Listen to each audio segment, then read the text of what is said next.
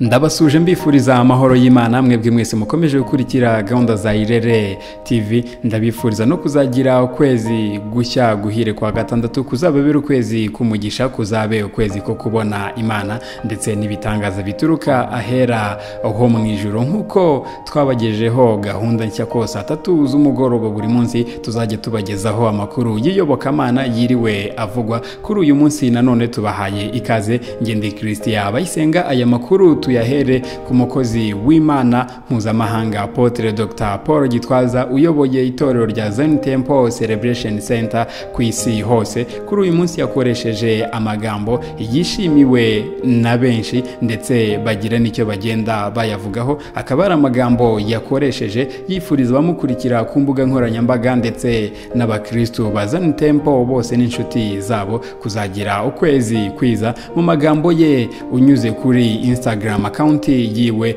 dore amagambo yakoresheje: nkwifurije ukwezi kwiza kwa Kamena, kuzakubere ukwezi ko kuramya, ko gukirana. Imana ikomeze ikwishimire, yakire umubavu wo kuramya kwawe. Guhembuka kwawe kuraturuka ku ndiba y'umutima uramya, utitaye ku bihe bigukomereye uri gucamo. Himbaza kugeza igihe ikintu gihinduka mu buzima bwawe. Aha yakurikijeho icyanditswe kiboneka mu byakozwe n'intumwa ibice 16 ku murongo wa 25 kagera kwa 26. Icyanditswe kivuga ngo, ariko mu gicuku Paulo na Sila barasenga baririmbira Imana, izindi mbohe zirabumva. Uwo mwanya habaho igishyitsi cyinshi, imfatiro z'inzu ziranyeganyega, inzugi zose zihera ko zirakinguka, iminyururu ya bose iradohoka. Yahise yongeraho ngo, tutitaye ku bitugoye turi kunyuramo, twizera ko Yesu azadukorera nk'ibyo yakoreye abana ba Naftali. Bidatinze icyubahiro cy'Uwiteka kigaragara mu byawe, guhimbaza kwawe kuzabonwa na bose, kandi ibyawe n'umuryango wawe, igihugu n'itorero ryawe bizibukwa n'umucunguzi wacu. Ubuzima ni urugendo, kandi muri urwo rugendo duca mu bibaya n'imisozi, duca mu bihe by'agahinda n'ibikomeye, ariko nyuma yo kunamba no guhimbaza no kuramya umunezero uraza. Ntuzigera ucogora ku rugamba, ahubwo wige kwisunga Yesu mu guhimbaza no kuramya. Azahindura baka yacu mo beraka. Imana iguhe umugisha, ukomere kandi ushikame mu mwami Yesu. Tuvuye kuri aya magambo meza kandi akomeye umukozi w'Imana Apotre Dr Paul Gitwaza yakoresheje yifuriza ukwezi kwiza, ukwezi kumugisha, ukwezi gushya guhire kwa Kamena. Abantu mwese mumukurikira ku mbuga nkoranyambaga, namwe iyi nkuru igezeho. Amakuru tuyakomereze ku muhanzi Aline Gahongayire wakoze indirimbo zagiye zikundwa zirimo Ndanyuzwe n'izindi nyinshi cyane. Kuri ubu wararitse abantu ko agiye gushyira hanze indi ndirimbo binyuze ku mbuga nkoranyambaga ziwe. Aline Gahongayire yagize ati, nyuma y'ubusabe bwanyu bwo gusubiramo iyi ndirimbo, hari impamvu pe. Imana yadushoboje kuyikora mu yandi mavuta mu masaha atari menshi. Iyi ndirimbo izongera ikuzamure ku ntebe y'Imana, ugwiza amashimwe. Iyi ngire rikaba ari poste yashyizwe kuri Instagram account na Aline Gahongayire akoresha yitwa Arga Love, aho yerekanye ko iyi ndirimbo izasohoka ku munsi wo kuwa gatatu ku itariki 2 z'ukwezi kwa gatandatu ku isaha y'isambiri z'umugoroba. Amakuru yiriwe avugwa mu makuru ajyanye n'iyobokamana, tuyerekeze ku muramyi wakunzwe na benshi kubera ijwi ryiwe ndetse akaba n'umunyamakuru ukomeye mu gihugu cy'u Rwanda, Nema Marie Jeanne, uheruka kurushinga muri 2017 na Emenda Yambaje. Kuri ubu ngubu rero Nema Marie Jeanne yamenyekanye cyane muri Chorale Iriba ndetse na New Melody. Amakuru mashya nuko agiye kwibaruka. Muri iyi foto muri kubona yiriwe icicikana ku mbuga nkoranyambaga, ndetse abaramyi ndetse n'abashumba batandukanye n'inshuti ziwe bamubwira felicitation ndetse bamwifuriza ko Imana izabana nawe ubwo azaba arimo abyara. Iyi foto nayo yakomeje kugarukwaho na benshi, inkuru yishimiwe na benshi cyane, nayo ikaba ari imwe mu nkuru zagarutsweho kuri uyu munsi. Reka natwe nka Irere TV tumubwire ngo Imana ibane nawe. Amakuru tuyerekeze ku nkuru nziza yari imaze igihe isengerwa n'abantu benshi bafite ubukwe. Iyi nkuru rero ikaba ari inkuru nziza ivuga ko imihango yo gusaba no kwiyakira mu bukwe kuri ubu ngubu yasubukuwe. Inama y'abaminisitiri yoroheje zimwe mu ngamba zo kwirinda coronavirusi, aho yanzuye ko imihango yo gusaba no kwiyakira bijyanye n'ubukwe byasubukuwe bikazajya byitabirwa n'abantu batarenze 30. Iyi nama yateranye ku mugoroba w'ejo kwa mbere tariki 31 Gicurasi 2021 yayobowe na Perezida Paul Kagame muri village Urugwiro. Ikaba rero yarasuzumye ingamba nshya zo gukumira ikwirakwira rya coronavirusi nyuma y'umwaka rero urenga imihango y'ubukwe ijyanye no gusaba no gukwa ndetse no kwiyakira ihagaritswe. Kuri ubu ngubu rero yakomorewe, ariko hagenwa ko izajya yitabirwa n'abantu batarenze 30. Ubusanzwe hari hemewe ishyingirwa rikorewe imbere y'ubuyobozi no mu nsengero, ariko rikitabirwa n'abantu batarenze 20 kandi yakubahirizwa ingamba zo kwirinda COVID-19. Kuri ubu rero ibirori byo kwiyakira byari bibujijwe ndetse ababirengaho bahanwaga. Kuri ubu inkuru nziza nuko byamaze rero gusubukurwa. Iyi ni imwe mu nkuru yakiriwe neza na benshi. Mu zindi nkuru kuri uyu munsi zagarutsweho ni inkuru ya MC Murenzi wiyemeje gukorera album Uwineza yabonye mu gitaramo cy'umuramyi Israel Mbonyi. Kamatari Murenzi benshi bamenye nka MC Murenzi, umunyamakuru wubatse izina mu myidagaduro y'u Rwanda, ariko kuri ubu ngubu usigaye utuye mu gihugu cya Canada. Yatangiye gufasha rero Uwineza Lecho wari umaze imyaka itari mike afasha abandi bahanzi ku rubyiniro. MC Murenzi rero yabonye bwa mbere Uwineza mu gitaramo Israel Mbonyi yakoreye muri kaminuza y'u Rwanda ishami rya Huye mu ntangiriro za Gashyantare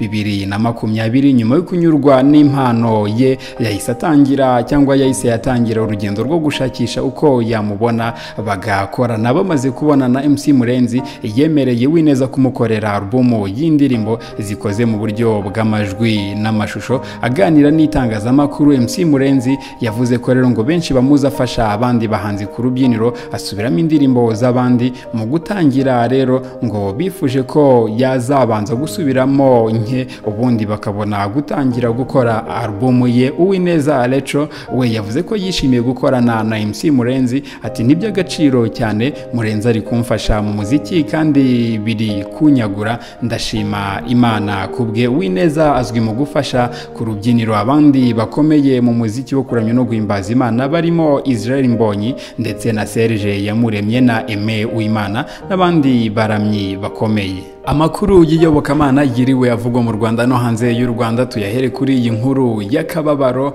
inkuru yababaje isi yose. Mu bakomeje kugaragaza ko bababajwe n'iyi nkuru ndetse batewe agahinda harimo Archbishop witwa John Michael Miller wo mu gihugu cya Canada. Iyi nkuru kandi nanone yatumye igihugu cya Canada cyururutsa ibendera. Iyi nkuru ikaba ari inkuru y'abana b'abasangwa butaka biciwe mu mashuri bajyanwagamo ku gahato. Ibi rero bikaba byatumye igihugu cya Canada cyururutsa ibendera mu guha icyubahiro aba bana. Minisitiri w'intebe wa Canada Justin Trudeau yategetse ko ibendera ry'igihugu ryururutswa rikagezwa muri 1/2 mu rwego rwo guha icyubahiro imibiri y'abana 215 yagaragaye mu ishuri rya Kamloops ryahoze ari ryo rya mbere rinini mu yigishirizwagamo abasangwa butaka bo muri Canada. Nyuma y'uko Canada ibonye ubwigenge mu 1867 abari abayobozi b'icyo gihugu bakijemo bakomoka ku mugabane w'i Burayi bagiranye amasezerano n'amoko y'abasangwa butaka bahasanze yaragamije kunoza imibanire, kuko abo basangwa butaka bari bafite umuco utandukanye n'uwabo bimukira. Mu 1876 rero aba bimukira bari baramaze kuba abaturage ba Canada kuko bari barahabyariye. Batangiye kwikanga ko rero aba basangwa butaka bazabikoma bakabambura ubutaka cyangwa bakabigaragambyaho mu bundi buryo, bituma rero bashyiraho itegeko rigabanya uburenganzira bwabo mu bijyanye n'imiyoborere, ikoreshwa ry'ubutaka ndetse n'ibirimo serivisi zo kwiga no kwivuza. Ibi rero ariko ntibyari bihagije, kuko nubwo abasangwa butaka babujijwe uburenganzira butandukanye bakomeje kwigisha abana babo umuco wabo wihariye, kandi ibi byari ikibazo kubimukira bari bamaze no kurema inzego za leta Ibi nibyo byatumye bashyiraho amashuri yiswe residential school yaragamije guhindura imyumvire y'urubyiruko rw'abasangwa butaka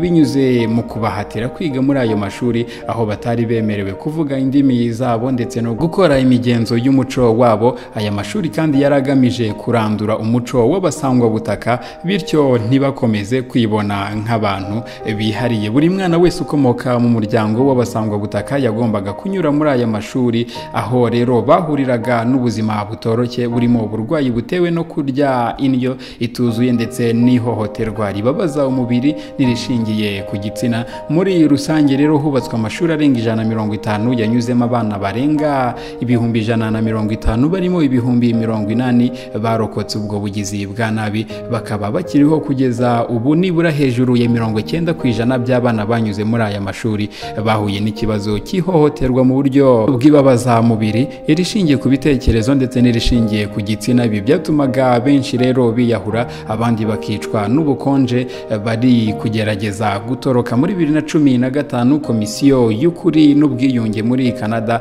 yaje kwanzura ko ibyo leta y'icyo gihugu yakoreye abo bana b'abasangwa butaka ari jenoside y'umuco wabo. Ibyatumye leta itangira kwishyura iyo miryango, aho imaze gutanga miliyari zirenga 3 z'amadolari y'Amerika muri ibyo bikorwa. Minisitiri w'intebe Trudeau yategetse ko ibendera rya Canada ryururutswa mu rwego rwo guha icyubahiro abandi bana 215 barimo n'umwana w'imyaka 3 bagaragaye mu ishuri rya Kamloops ryahagaritswe mu mwaka w'1978, aho imibiri yabo yari itabye muri iryo shuri kandi nta muntu n'umwe ubizi. Nubwo rero abasangwa butaka bahoze baryigaho bari baragerageje gutabaza bavuga ko hari bagenzi babo biganaga batazi aho bagiye. Muri rusange ishuri rya nyuma ryaje guhagarikwa mu 1996, ariko Papa Francis uyobora Kiliziya Gatolika yavuze ko atazasaba imbabazi ku byaha byakorewe muri aya mashuri, dore ko hafi ya yose